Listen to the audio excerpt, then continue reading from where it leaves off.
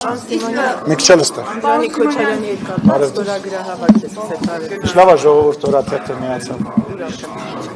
Շատ ես մենք էլ բոլորով ուրախ ենք ասել։ Անդրանիկ Քոչարյանի հետ կապված ստորագրահավաք է ցուցարարել լրագրողի վիրավորելու համար, որպեսզի էթիկայի հանձնաժողով ստեղծի ընդդիմությունը արդեն համաձայնություն տվել է։ Ինչ դիրքորոշում ունեն իշխանությունները այդ հարցում։ Պատրաստվում եք էթիկայի հանձնաժողով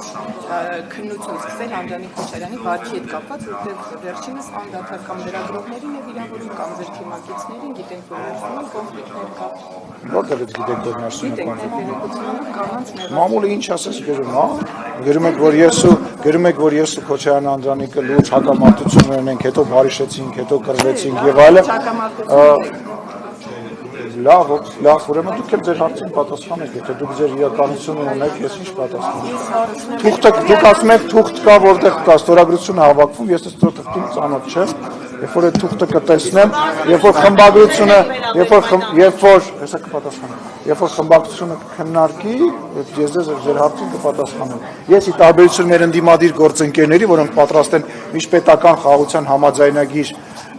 քննարկել եւ գնահատականներ տալ եւ հարցազրույցներ տալ, ես չպատրաստ չեմ, նույնիսկ այդ մի էջանոց թղթի վերաբերյալ բան ասել, որ չեմ տեսել։ Իսկ ընդհանրապես վատ եմ վերաբերվում Հռիփ Սմեջաբեջյանի նկատմամբ Անդրանիկ Քոչարյանի։ Վերադառնանք համաձայնագրի։ Ես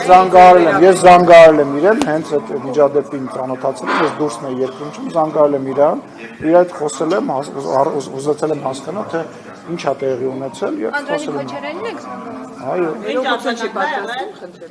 Ես խնդրում եմ իրան այդ հարցը։ Ես տեսեք, ես մի քանի դրվագ եմ ունեցել, որոնց հետ կապված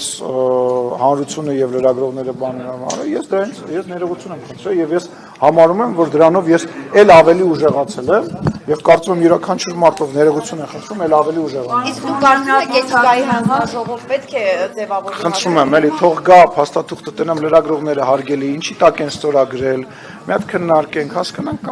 կասեմ, էլի հետո տեսեք, դա ազգային ժողովի նախագահի որոշելիքը չի, դա խմբակցությունների, տեսեք, խմբակցությունների ղեկավարներն են որոշում, խմբակցությունն է որոշում, այլ ոչ թե ազգային ժողովի նախագահը։